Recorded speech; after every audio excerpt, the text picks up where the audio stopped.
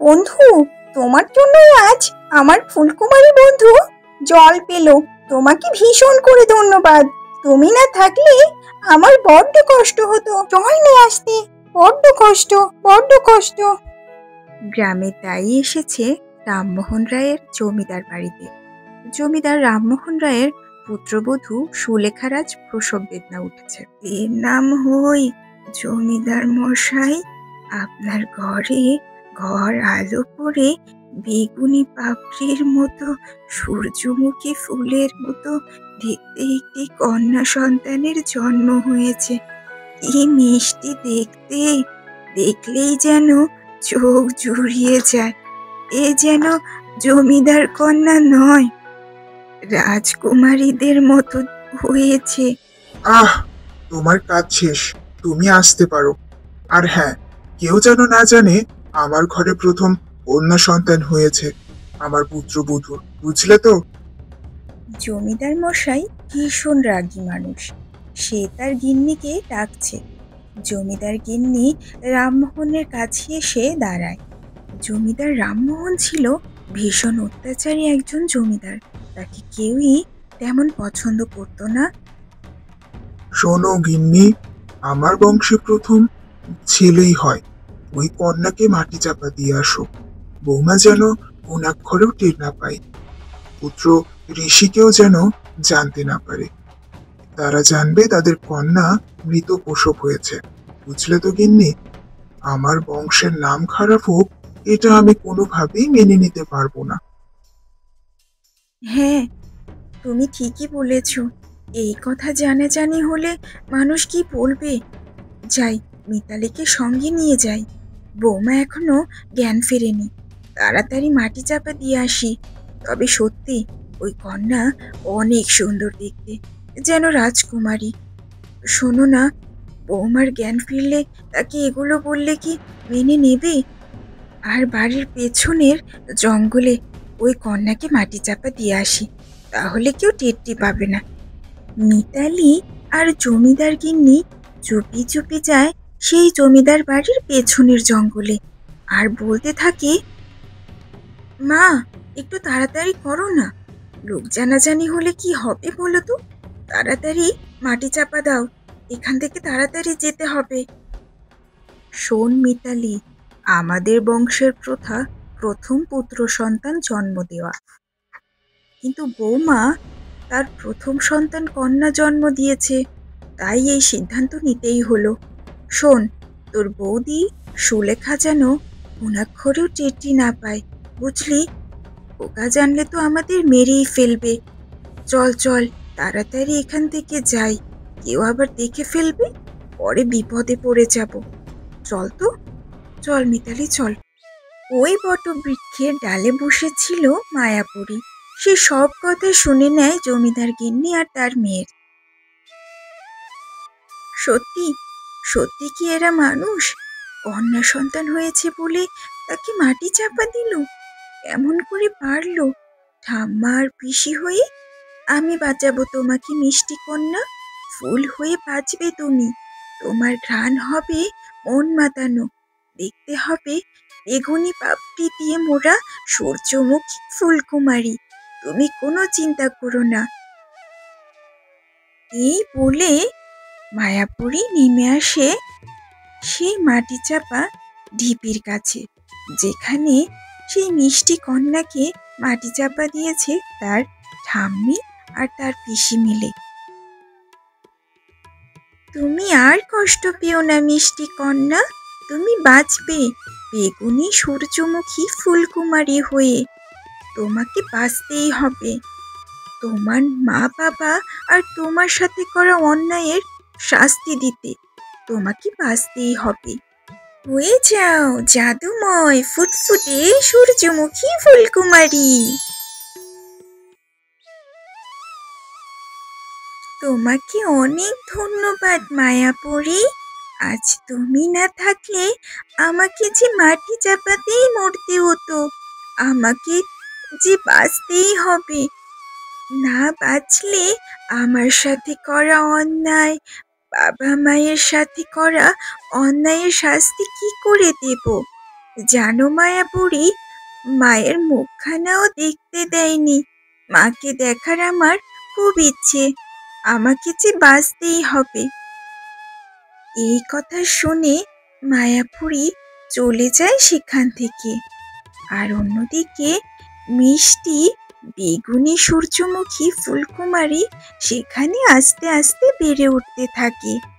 তবে অন্যদিকে বৌমা সুলেখা তাহলে এবার পুত্র সন্তানের জন্ম দিল। যাক, তবে ভালোই হয়েছে, আমার পুত্রের ঘরে পুত্র এসেছে। এ যে কি সুখের সংবাদ!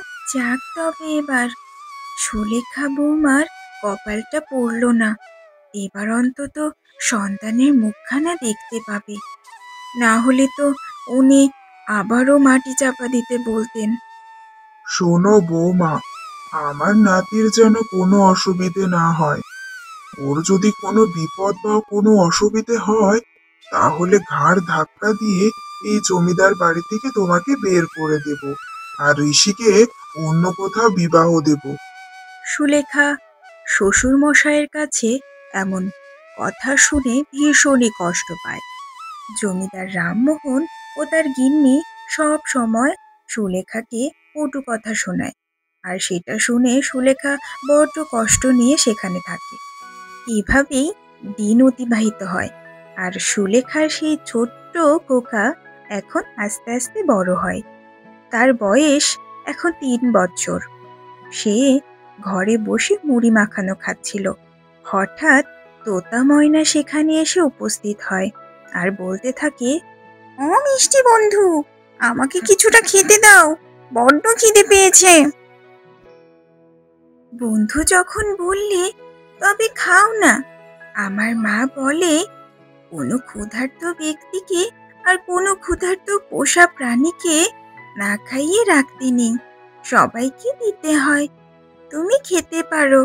তোতা ময়না, তুমি আমাকে যখন বন্ধু বললে, তুমি পেট ভরে খাও, যতটা প্রয়োজন।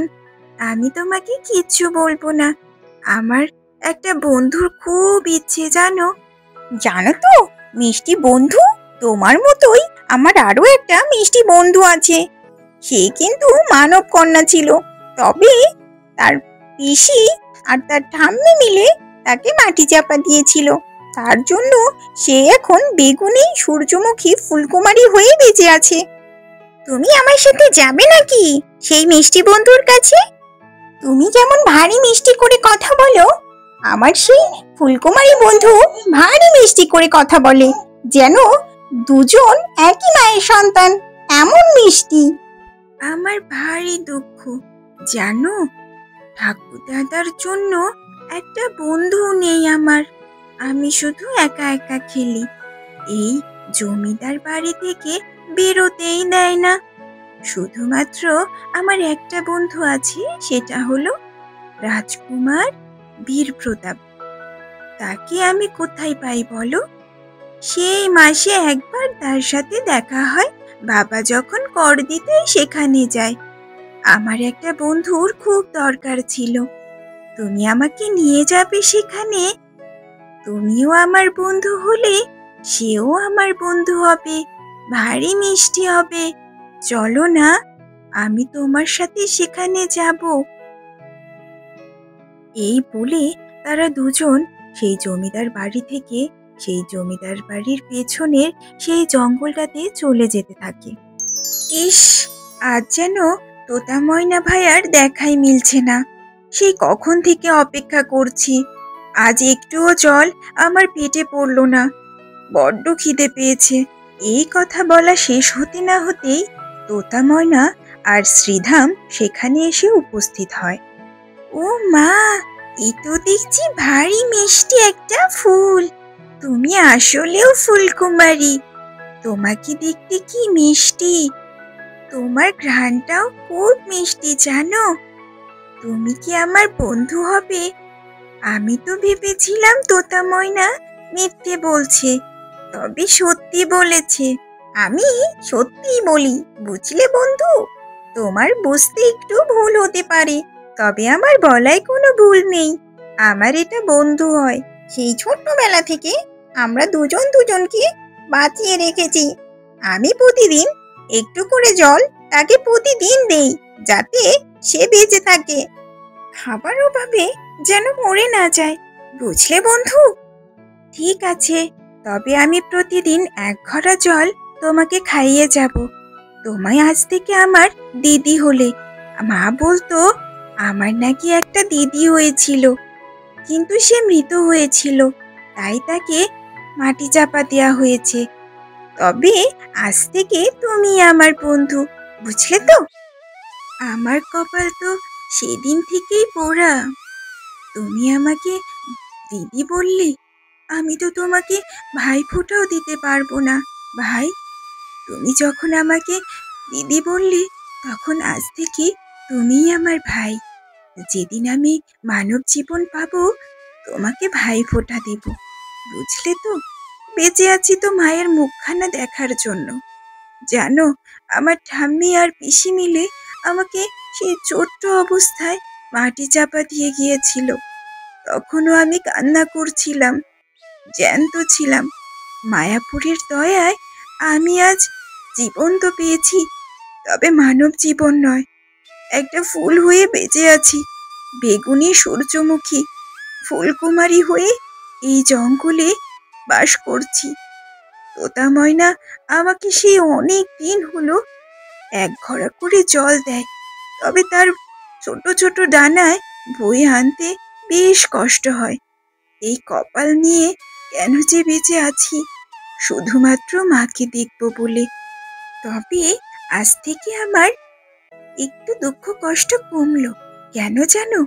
আমার তোতা ময়না বন্ধুর সাথে সাথে তোমাকেও যে পেয়েছি, আমার ছোট্ট ভাই। তোমাকে মানব জীবন পেলে অবশ্যই ভাইফোঁটা দেব। আর 16 বছর বাকি আমার ভাই। কি মজা হবে! আমার একটা দিদি হলো। মাকে গিয়ে অবশ্যই তোমার কথা বলবো। জানো, আমার কিছু হলে ঠাম্মা বেশ রেগে যাবে। এক্ষুনি বাড়ি যেতে হবে। মাকে বলে আসিনি, ওদিকে মাকে বকা শুনতে হবে। তবে আমি সব সময় তোমাদের সাথে আছি। তোমাকে প্রতিদিন আমি এক ঘড়া করে জল দিয়ে যাব আমার দিদি। এবং তোতা ময়না, তুমি গিয়ে প্রতিদিন আমার কাছে খাবার খেয়ে এসো, কেমন? আমার দুই বন্ধু তোমাদেরকে সব সময় আমার কাছে আমন্ত্রণ জানাই। আর দেরি করলে চলবে না, আমার ঠাকুর দাদা ভীষণ রাগী, মাকে ভীষণ বকবে। এবার আমি যাই আমার বন্ধু, পরে দেখা হবে আবার। অন্যদিকে সুলেখা একা হাতে জমিদার বাড়ির সকলের জন্য রান্না করছে। তাকে সাহায্য করবার জন্য কেউ নেই। একা হাতে ভীষণ কষ্টে সে সময় মতো খাবার দেওয়ার জন্য তড়িঘড়ি কাজ শেষ করার চেষ্টা করছে। ঠিক তখনই শ্রীধাম পেছন থেকে এসে দাঁড়ায়। এই যে বাবা শ্রীধাম, তোর জন্য কি আমি একটুও শান্তি পাবো না বলতো? একা হাতে এত কাজ করতে হয়। এখন কিন্তু আমাকে জ্বালাবি না, জ্বালালে কিন্তু আমি মারতে বাধ্য হব। মারলেই তো তোর ঠাম্মি এসে আমাকে আবার এক গাদা কথা শোনাবে। কিছু করে কি শান্তি আছে? এবার যা তো বাবা, পরে আসিস। জানো মা, আজ তোতা ময়না আর বেগুনি সূর্যমুখী ফুলকুমারী আমার দুটা বন্ধু হয়েছে। একজন খুব মিষ্টি করে কথা বলে। তুমি বলতে না দিদির কথা, আমি তাকে দিদি বলেই সম্বোধন করে এসেছি। তুমি আমার কথা বিশ্বাস করছো না আমি জানি, তবে এটাই সত্যি। সূর্যমুখী ফুলকুমারী কথা বলে, তোতা ময়নাও ভারী মিষ্টি করে কথা বলে। তোমাকে একদিন শোনাবো। ঠিক আছে ঠিক আছে, তুই এবার এখান থেকে যা। কি তোর উল্টাপাল্টা গুজব আমার আর ভালো লাগে না, যা তো এখন। এই কথা শুনে শ্রীধাম সেখান থেকে চলে যায়। এভাবেই শ্রীধাম তার মনের অজান্তেই তার দিদিকে সাহায্য করে। প্রতিদিন সে তাকে এক ঘড়া করে জল প্রদান করে এবং এভাবেই তারা দুজন আস্তে আস্তে বড় হয়ে ওঠে। পরের পর্বে তোমরা দেখতে পাবে বেগুনি সূর্যমুখী ফুলকুমারী কিভাবে তার মানব জীবন ফিরে পায়। তো সাথেই থেকো।